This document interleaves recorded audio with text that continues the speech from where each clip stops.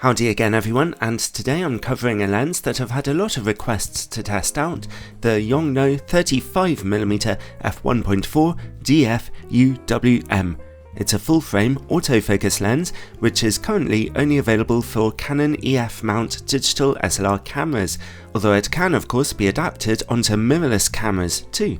It costs about £400 in the UK or $400 US, which undercuts the price of Sigma's equivalent lens by little over £200, Tamron's by about £500 and Canon's by over £1,000. So it's pretty much the most affordable 35mm f1.4 autofocus lens for digital SLR cameras out there.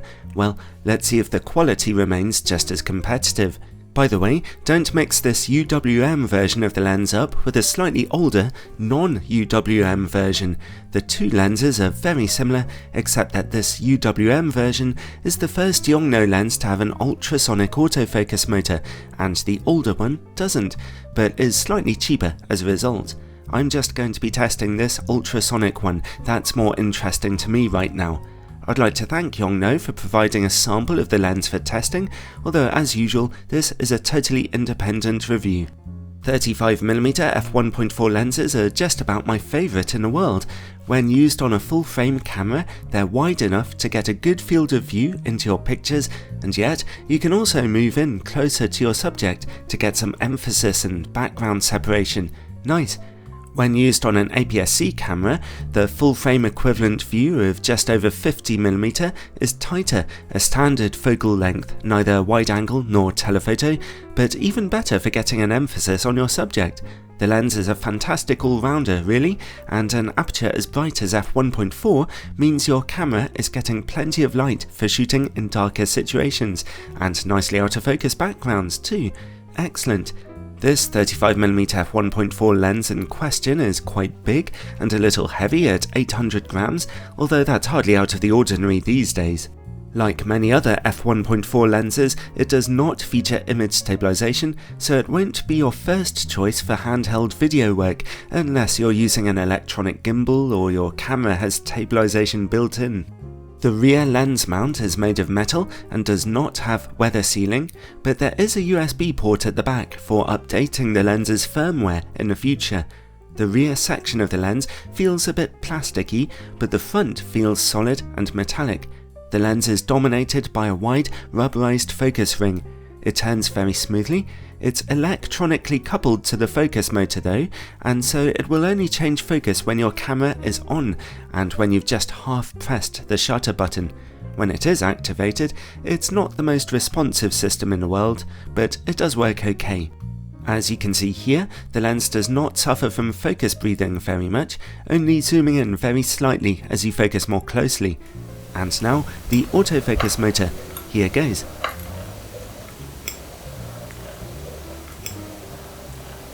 As you can see, it works very quietly, but a little slowly. It takes a moment to lock onto your subject, but when it does, it's very accurate, which is the main thing. Allow me to give you some notes on compatibility, by the way. I tested the lens on a number of cameras. On my old digital SLR camera, a Canon 6D, everything worked fine. The autofocus was accurate about 90% of the time through the viewfinder, and every time when shooting in night view mode. I also tested the camera on a Canon EOS R using the official adapter. The aperture mechanism worked fine, but the autofocus could be a little stubborn, as you can see here, taking a little persuasion before reporting back to the camera that it had locked on. It got there eventually though, and accurately too. However, when shooting in video mode, the autofocus on my Canon EOS R was very slow and pretty reluctant to respond. I also tested the lens on my Sony cameras. I started with the Sigma MC11 adapter, and the lens didn't work properly at all there.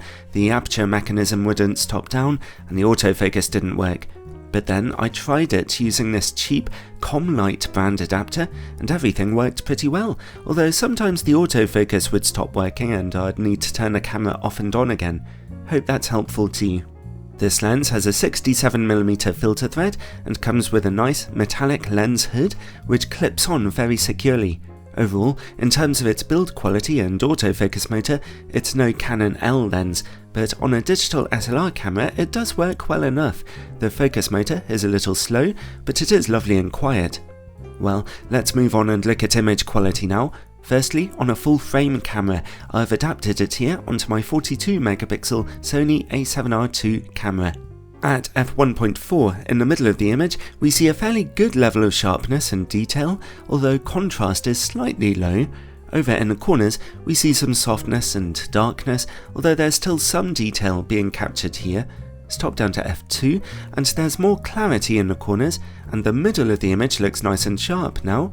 f2.8 and f4 look brilliant in the middle. The corners look brighter and sharper on stopping down too, although some colour fringing is also evident here. f5.6, f8 and f11 get progressively sharper in those corners. The lens can be stopped all the way down to f22 actually, although because of the effects of diffraction, things get pretty soft. So, when it comes to full frame image quality, it's bad news and it's good news. The bad news is that this is no Canon L or Sigma Art lens, but the good news is that it's still quite capable of delivering usable image quality. Even at f1.4, the middle of your images are pretty sharp. A 42 megapixel camera is really pushing this thing, but if you used it on, say, a 24 megapixel full frame camera, you'll probably be pretty pleased with the results. Okay, let's move on and look at the lens's performance on an APS-C camera. My Canon EOS M6 Mark II is still unknown to a friend at the moment, so I'm testing it on my 24 megapixel Sony a5100 instead. In the middle of the image, straight from f1.4, the image continues to be pretty sharp, although a little colour fringing is evident here, and over in the corners, image quality there is softer, but not disastrously so. Stop down to f2, and the corners look about the same here, but the middle of the image looks seriously impressive now. Stop down to f2.8, and any traces of colour fringing that were left in the middle are now totally gone. The corners look a little sharper now too. Stop down to f4, f5.6 or f8 for some really good sharpness in the corners, although a little colour fringing remains. On the APS-C camera, you now only have to stop down to f16 to see some softness creeping into the corners. Still, overall, the lens seems a little more comfortable on an APS-C camera, delivering quite reasonable image quality, albeit with some colour fringing. Alright, let's move on and look at distortion and vignetting on a full frame camera. We see some moderate barrel distortion here, a little more than usual for a lens in this class. At f1.4, vignetting is on the heavy side too, with some pretty dark corners. Stop down to f2, f2.8 or f4 to see those corners slowly brightening up, so it's a below average performance here. Now let's take a look at close-up image quality. The lens can focus down to about 35 centimeters, so you can get fairly close to smaller subjects here. At f1.4, image quality is a bit ghostly and soft. However, you only have to stop down to f2 to see some excellent close-up image quality again, so if you're shooting close-up, stop down the aperture just a little. Next, let's see how the lens copes against bright lights. There's quite a slip up here. We see plenty of flaring, glaring and a loss of contrast when bright lights are in or near the picture, so that's a shame. Next, bokeh. This lens can get you some really out of focus backgrounds. Importantly, here, it performs pretty well. Your backgrounds mostly look very lovely and soft, leaving you with some nice, striking images. And related to bokeh is longitudinal chromatic aberration, so let's take a look. Here you can see that bokeh highlights pick up some colour fringing, purple in the foreground, green in the background. Stop down to f2 and it's reduced, and at f2.8 it's gone. And that's it. What can we say overall? Well, the Yongnuo 35mm f1.4 is optically not a great performer technically. It has some problems with image quality that you won't see in more expensive lenses, especially when it comes to corner sharpness, barrel distortion and work against bright lights. However, it still offers some very good sharpness in the middle of its images, neutral colours and very nice quality bokeh, so it's actually capable of getting some very striking images for you for a lower price than its competitors. In its current form, it won't be a great option for adapting onto one of Canon's mirrorless EOS R cameras.